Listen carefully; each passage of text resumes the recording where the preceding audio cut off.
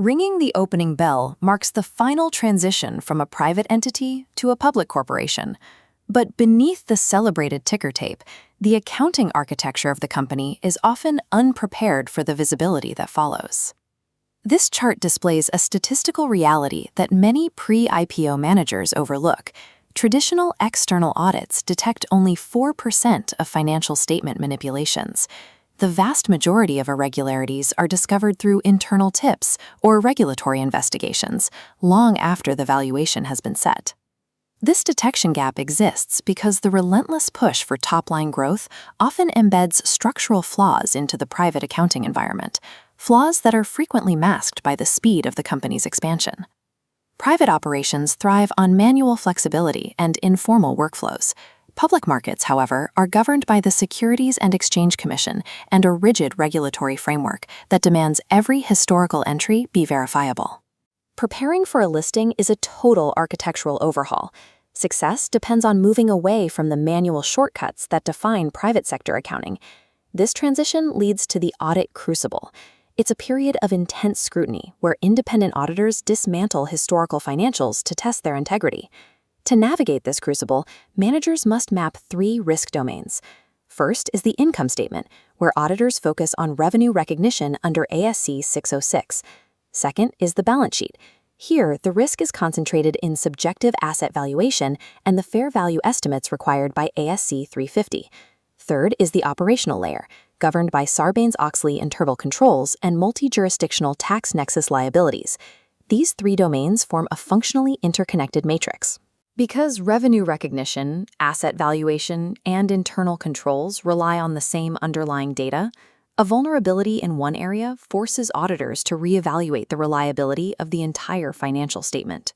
Historical data from the COSO report identifies revenue recognition as the primary driver of audit failures, accounting for 61% of SEC financial statement fraud enforcement actions.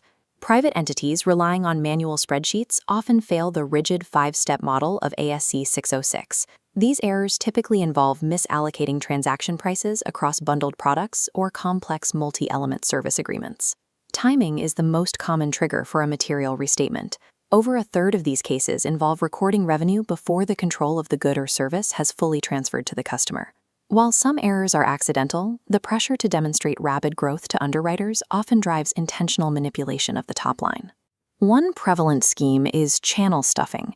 A company forces excess inventory onto its distributors to hit end-of-quarter targets, even when there is no organic demand from the final consumer. This chart shows the red flags auditors hunt for: a sudden spike in revenue that decouples from cash inflows, resulting in a days sales in receivables index exceeding 1.1, indicates that the reported growth may be artificial.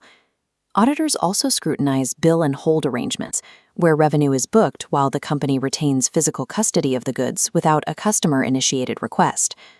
Circular trades, or round-tripping, are another high-risk factor. Assets are sold and repurchased at nearly identical prices to create the appearance of transaction volume with zero net impact on cash. To detect fictitious sales, regulators use look-through verification. They bypass internal records to cross-reference third-party bank statements, tax filings, and shipping manifests. This process exposes anomalies where accounts receivable outpace actual operating data.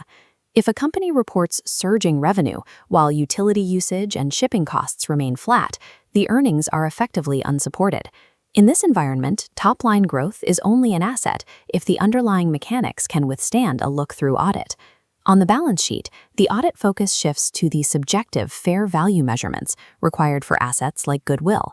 Unlike financial instruments with clear market prices, these assets rely on complex discounted cash flow models built on management's own estimates.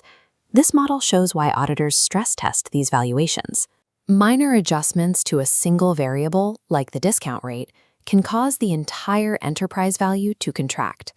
If the company's forecasts diverge too far from historical reality, auditors will demand a goodwill impairment charge. This write-down directly reduces pre-IPO net income.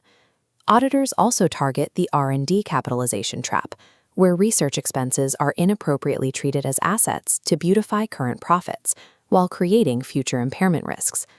Subjective asset valuations are a common point of failure during due diligence, as management's internal projections are held against industry benchmarks. Beyond accounting standards, a pre-IPO company must manage the operational shift toward the Sarbanes-Oxley Act.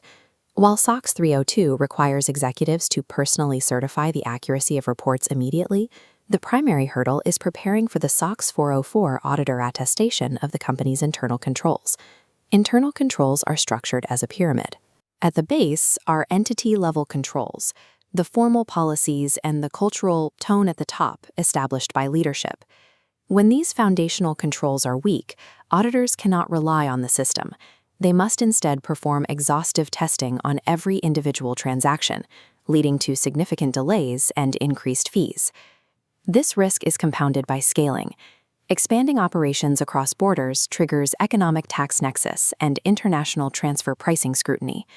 Indefensible transfer pricing leads to penalties. Auditors require FIN 48 reserves for these uncertain tax positions, which directly suppress the pre-IPO valuation. Internal controls and tax compliance provide the load-bearing pillars that prevent the IPO structure from buckling under public scrutiny. Late-stage audit failures occur when manual private sector accounting processes buckle under the transparency required of a public corporation. A defensive strategy requires time. Management should establish a formal SOX steering committee at least 12 to 18 months before the planned listing date.